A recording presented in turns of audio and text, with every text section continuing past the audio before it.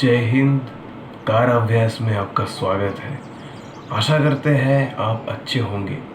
Used car खरीदने वक्त आपको कौन सी डॉक्यूमेंट्स चेक करनी चाहिए उसको लेके डिस्कस करते हैं और कुछ फॉर्म्स के बारे में भी बात करेंगे जब आपको सबमिट करना होता है लोकल आरटीओ में, इनिशियल आरटीओ में और फाइनल आरटीओ में।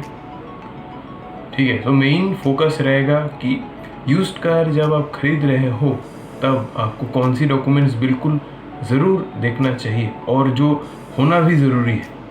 ठीक है, और सेकेंड हैंड कार की प्लेलिस्ट है, वहाँ पे जाके पिछले जो 3-4 वीडियोस अपलोड किए हैं मैंने, वो आप देख सकते हैं।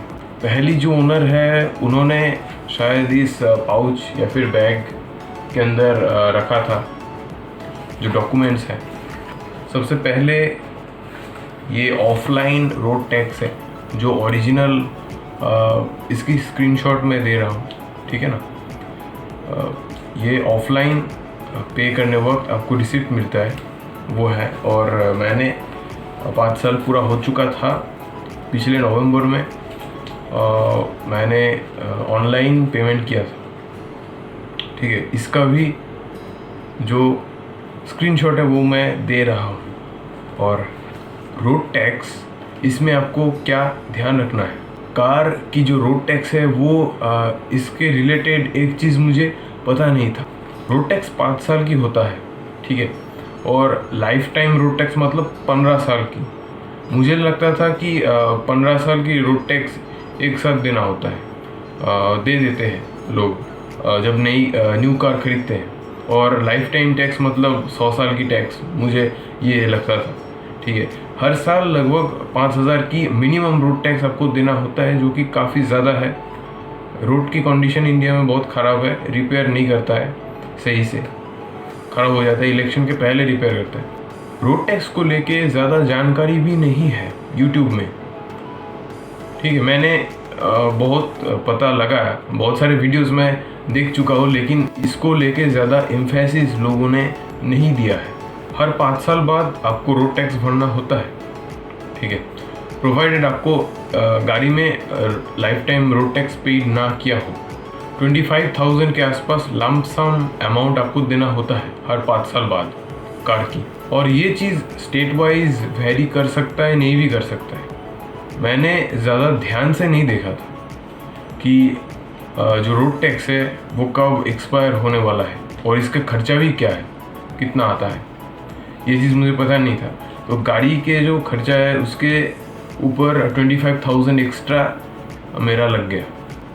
और एक बात, जब आप ऑफलाइन रोड टैक्स पे करते हो तो उसमें टैक्स क्लियरेंस आपको मिल जाते हैं रोड टैक्स रिसिप्ट के साथ। टैक्स क्लियरेंस क्या चीज़ है, ये एक ऑफलाइन प्रोसीड्यूर है, इसके बारे में मुझे ज़्यादा पता नहीं है, पता लगाने की कोशिश किया था। ऑनलाइन जब आप पे करते हो, रोड टैक्स क्लियरेंस पेंडिंग दिखाता है। आपको ऑफलाइन आरटीओ में जाके फिर कुछ करके वो पेंडिंग हटाना होता है, नहीं तो बाकी कोई प्रॉब्लम नहीं है, जनरली कोई प्रॉब्लम होता नहीं है। मैंने रोड टैक्स क्लियर नहीं किया, बस पे करके रख दिया। बाकी 5 साल बाद अगर कार रखना है तो फिर से पे करेंगे, इसी तरह से ऑनलाइन। डॉक्यूमेंट नंबर 2 PUC फिर से निकालते हैं। तो ये है PUC।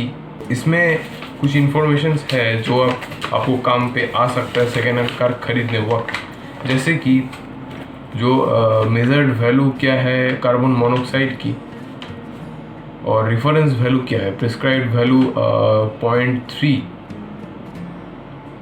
और मेजर्ड वैल्यू 0.09 पार्ट्स पर मिलियन है शायद, PPM परसेंटेज दिया है। ठीक है, तो ये सही है, कार्बन मोनोऑक्साइड से ही पता चल गया। स्टैंडर्ड HC हाइड्रोकार्बन कितना है, प्रिस्क्राइब्ड 200 और मेजर्ड वैल्यू है 28, काफ़ी अच्छा है। और carbon monoxide percentage particular RPM पे, यहाँ पे 2300 RPM से लेके 2700 RPM के बीच में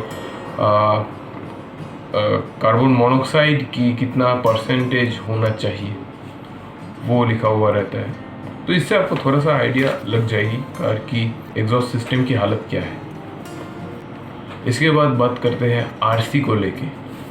तो आरसी मेरे पास है, स्क्रीनशॉट दे रहा हूँ मैं। जो मेरा जो आरसी है इसमें सीरियल नंबर है, यहाँ पे आपको देखने को मिलता है सीरियल नंबर, मतलब यहाँ पे 2 है, मतलब मैं सेकंड ओनर। इसकी वैलिडिटी कितना है, 2030 तक है। Date of registration 2015। Chassis number, engine number, जो ओनर है और उनके केयर ऑफ कौन है, पापा का नाम, एड्रेस, और ये सब कार की डिटेल्स आपको देखने को मिलेगी। और भारत स्टेज देखने को मिलेगी, एमिशन स्टैंडर्ड। और एक बात है, जो प्रीवियस ओनर की जो आरसी है इसमें आपको, मुझे यहाँ पे जो सीरियल नंबर है वो देखने को नहीं मिला। इसका मतलब ये हो सकता है कि यहाँ पे फर्स्ट ओनर है इसीलिए सीरियल नंबर नहीं है, ये भी हो सकता है। कारण हाइपोथिकेशन दिया गया है, क्योंकि पहली जो ओनर है जनरली लोग लोन कराते हैं कार की, तो हाइपोथिकेशन मतलब कार लोन पे है और बैंक का नाम यहाँ पे इंडियन ओवरसीज बैंक है। इसके बाद आपको एनओसी देखना होगा। एनओसी तब मिलता है, बैंक से मिलता है, जब टैक्स क्लियर कर चुके होते हैं। कार की जो टैक्स है वो क्लियर करने के बाद बैंक एनओसी देता है, नो ऑब्जेक्शन सर्टिफिकेट। तो उससे वो ज़रूरी होता है हाइपोथिकेशन ट्रांसफ़र टर्मिनेट करने के लिए, ठीक है, ओनरशिप ट्रांसफ़र के लिए लगता है। उसके बाद नंबर 5 इंश्योरेंस है। चलिए निकालते हैं इंश्योरेंस में क्या क्या है। यहाँ पे ये कोटक महिंद्रा बैंक की इंश्योरेंस ही प्रीवियस ओनर की है, मेरा भी इंश्योरेंस है, मैंने ज़ेरोक्स निकाला नहीं था। तो इसमें आपको क्या क्या देखने को मिलता है, इसके स्क्रीनशॉट मैं दे दूंगा पर्टिकुलर चीज़ों के, जहाँ पे जो जानना ज़रूरी है आप लोगों के लिए। तो पहली पेज में आपको एक एप्लीकेशन टाइप का देखने को मिलता है। उसके बाद आपको मिलता है यहाँ पे पर्सनल डिटेल्स, जो जिनके नाम पे है ये इंश्योरेंस, और फिर कार डिटेल्स, ये सब ठीक है। आईडी भी मिलता है कार डिटेल्स के अंदर, IDV insurance declared, IDV insured declared value, और जो प्रीमियम कैलकुलेशन है, कैसे कैलकुलेट किया जाता है यहाँ पे ABC। ए मतलब टोटल ओन डैमेज प्रीमियम, इसकी स्क्रीनशॉट में दे रहा हूँ। टोटल लायबिलिटी प्रीमियम और टोटल पर्सनल एक्सीडेंट प्रीमियम, इनमें से सिर्फ टोटल ओन डैमेज प्रीमियम में आपको नो क्लेम बोनस मिलता है, जो कि 45% है। 45% आपको 4 साल तक लगातार कॉन्सिक्यूटिवली, अगर आप कोई क्लेम नहीं करते हो अपने इंश्योरेंस, तो आपको मिलती है। लेकिन ये सिर्फ एक सेक्शन में मिलता है, पूरा जो प्रीमियम है इसके ऊपर नो क्लेम बोनस नहीं लगता है। ये पर्टिकुलर छोटा सा अमाउंट के ऊपर लगता है, 2000 के ऊपर, 900 रुपीज़। और यहाँ से आप पता लगा सकते हो कि गाड़ी का कोई रिपेयर हुआ था क्या या नहीं। नो क्लेम बोनस 45% इनको मिला था, मतलब इन्होंने 4 साल लगातार कोई इंश्योरेंस क्लेम नहीं किया, मतलब गाड़ी में कोई मेजर डैमेज हुआ नहीं था। तो मतलब कोई मेजर एक्सीडेंट नहीं है तो गाड़ी सही होगी, है ना। गाड़ी की कंडीशन जो है वो ओरिजिनल होंगे। कार की एक्सीडेंट आगे से लगा हुआ नहीं है, ये चीज़ आप एक और तरह से पता लगा सकते हो। फ्रंट ग्रिल है, रेडिएटर के ऊपर जो ग्रिल होता है उसमें स्टिकर्स होते हैं नई गाड़ी में, ओरिजिनल गाड़ी में। अगर कोई काम नहीं हुआ है तो उसमें वो स्टिकर्स लगे हुए होते हैं। ओरिजिनल स्क्रूज मिलेंगे, बोल्ट्स मिलेंगे, रबर की बोनेट टाइट करने का रबर की कुछ चीज़ मिलेंगे, उससे आप पता लगा सकते हैं कि एक्सीडेंट नहीं हुआ था। बात करते हैं फॉर्म्स की। नंबर 6 फॉर्म नंबर 28, तो ये है एनओसी निकालने का। ये दूसरा एनओसी है। लोकल जो आरटीओ है, जो फर्स्ट ओनर की जो अपना आरटीओ है, वहाँ से एनओसी निकालने के लिए एक फॉर्म फिलअप किया जाता है, वो सबमिट किया जाता है। वहाँ से एनओसी निकालने के बाद वो सबमिट करना पड़ता है फाइनल आरटीओ पे। और नंबर 7 फॉर्म नंबर 29, ये है notice for RC transfer, ownership transfer. 2 copies लगते हैं, इसका सिग्नेचर करना होता है जो बायर और सेलर है दोनों का। और फिर फॉर्म नंबर 30, फॉर्म नंबर 29 और 30 आपको लोकल आरटीओ में जमा देना होता है, और जो फाइनल आरटीओ है वहाँ पे भी ये सबमिट करना होता है।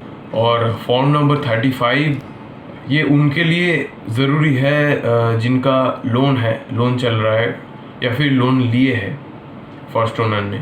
फॉर्म नंबर 35 लोकल आरटीओ पे सबमिट करना होता है। और एड्रेस प्रूफ चाहिए होता है, पैन कार्ड चाहिए होता है, फोटोग्राफ चाहिए होता है, और भी कुछ इन्फॉर्मेशंस लगते हैं अप्लाई करने के लिए। तो ये वीडियो उम्मीद है आपको अच्छा लगा। सब्सक्राइब कीजिए, शेयर कीजिए। देखने के लिए शुक्रिया। मिलते हैं अगले वीडियो।